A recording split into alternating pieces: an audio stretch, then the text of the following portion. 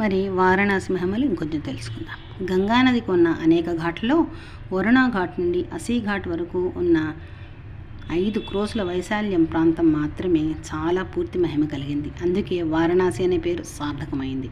దివోదస చక్రవర్తి ధర్మపత్ని లీలావతితో అత్యంత ధర్మశక్తితో సమస్త దేవతలను పాదాక్రాంతులను చేసుకుని ప్రపంచమంతా ఏకఛత్రాధిపత్యంగా పరిపాలిస్తున్నాడు.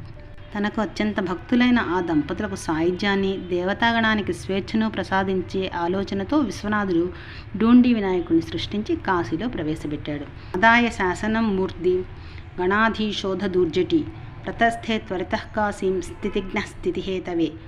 మందారాచల శిఖరంపై ధ్యానమగ్నుడైన సదాశివుడు సమస్త దేవతలు సేవిస్తున్నారు. వారితో పరమశివుడు భూలోకంలో కైలాసం లాంటి నా నివాసం ఒకటి ఉంది, ఎవరి చేత ప్రతిష్ఠింపబడకుండా నా అంతటి నేనే పరబ్రహ్మ స్వరూపుడైన లింగముగా అక్కడ వెలిశాను అని అన్నాడు. మరి ఈ పంచక్రోశ యాత్ర చూద్దాం. తర్వాత పంచక్రోశాస్య యాత్రం వై కరిష్యే విధిపూర్వకం ప్రీత్యర్థం తవ దేవేశ సర్వభౌగ ప్రశాంతయే అని ప్రార్థన చేయాలి. తర్వాత విశ్వేశ్వర దర్శనం 3 సార్లు ప్రదక్షిణ చేయాలి. సాష్టాంగ నమస్కారం చేయాలి. మోదుడు మొదలైన పంచ వినాయకులను, దండపాణిని, కాలభైరవుని యథాశక్తిగా పూజించాలి. ఇంతవరకు మౌనాన్ని పాటించాలి. స్నానం తర్వాత మౌనం వదిలి పంచక్రోశ యాత్ర ప్రారంభించాలి.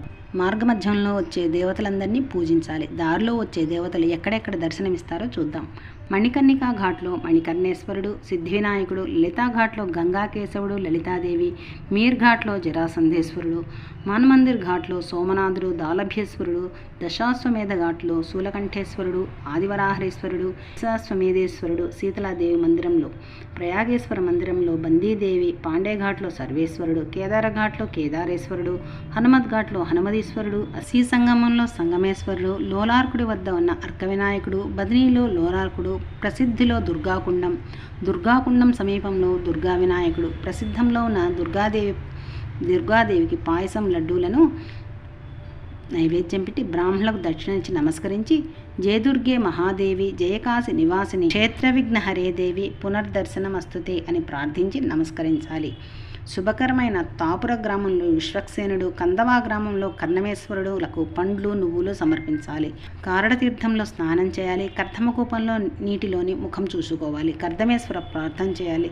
కర్దమేశ మహాదేవ కాశీవాస జనప్రియ త్వత్పూజనాత్ మహాదేవ పునర్దర్శనమస్తుతే అని ప్రార్థించాలి. కందవా గ్రామంలో సోమనాథుడు, కందవాలోనే ఉన్న విరూపాక్షుడు, నీలకంఠేశ్వరులను మొదటి రోజున దర్శించి మొదటి రోజు పంచక్రోశ యాత్రను పూర్తి చేయాలి. కందవా గ్రామంలోనే రాత్రి నివాసం చేయాలి. మిగతాది మరొకసారి.